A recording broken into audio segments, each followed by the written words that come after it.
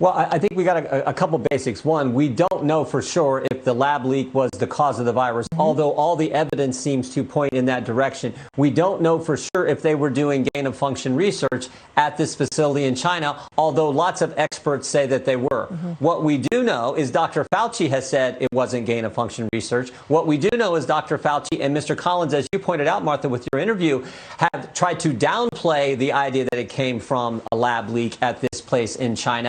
And what we do know is that American tax dollars, and this is the one that gets me, why are we sending American tax dollars there in the first place? So it seems to me Dr. Fauci, Dr. Daszak need to be in front of our committee. Mr. Collins needs to be in front of the Select Committee on Coronavirus to answer some of these important questions. And maybe just as importantly, the individual who oversees this board that we know very little about, this board that's supposed to examine any grants that are going for, quote, gain-of-function research, he has said, Mr. Hassel, Chris Hassel, he has said the definition is very narrow, too narrow in his judgment for what issues and grant applications come in front of him. So I think we need Mr. Hassel to testify as well. Yeah.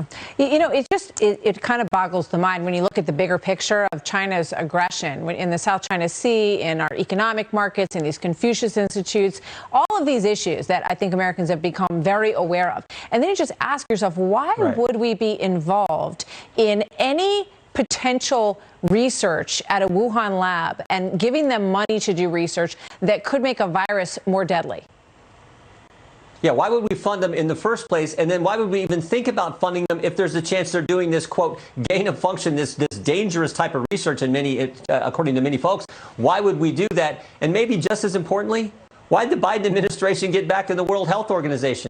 Everyone knows that it is a shill for the Chinese Communist Party. Why did the Biden administration get back into this organization, which we know the investigation they did into the Wuhan lab, we know is not accurate because even Secretary Blinken, Secretary Becerra, and Avril Haines, Director of National Intelligence in the Biden administration, said they don't have any confidence in the report that the WHO did relative to the virus and its origins. You know, as I said to Dr. Collins yesterday, we don't know. No one knows. That's the bottom line, right? We don't know if it was natural. We don't know if it was cooked up in the lab. We don't know if it was intentional or we don't know if it was accidental. So I can't figure out why all these individuals kept telling us, only look over here. Ignore everything that you're seeing on that side of the fence. And there's a lot of documentation of that. And you know, Congressman, when you look at what happened, and they cleared out the lab, they cleared out the wet market, they kicked out journalists from the Wall Street Journal, they did everything they could to bury the trail of this, right?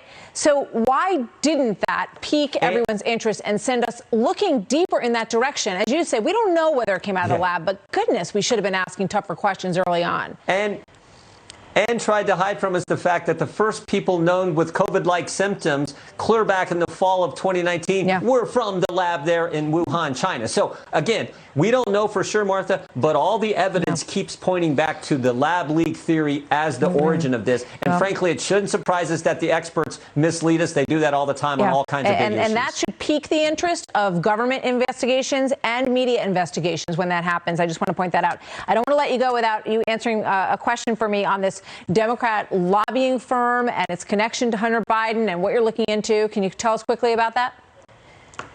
Well, I think the big takeaway from the report out today is that the individual who arranged that this Democrat lobbying group get together with Burisma was none other than Devon Archer, Hunter Biden's business partner. That should tell us everything. So that's the key takeaway. We'll see what happens with this investigation. But frankly, I don't know what's involved here. All I know is the report. But it probably shouldn't surprise us that you have this Democrat lobbying group who are working for Burisma. We said there was a tie and a link to the Bidens, year and a half ago.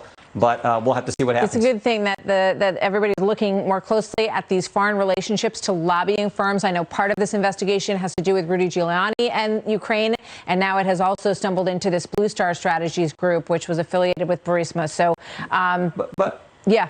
Real quick. Will anyone from Blue Star Strategies, you wonder, though, will anyone have their home raided at 6 a.m. like what happened with Mr. Giuliani, what happened with Mr. Stone? That's the other thing we'll have to wait and see. But, who knows?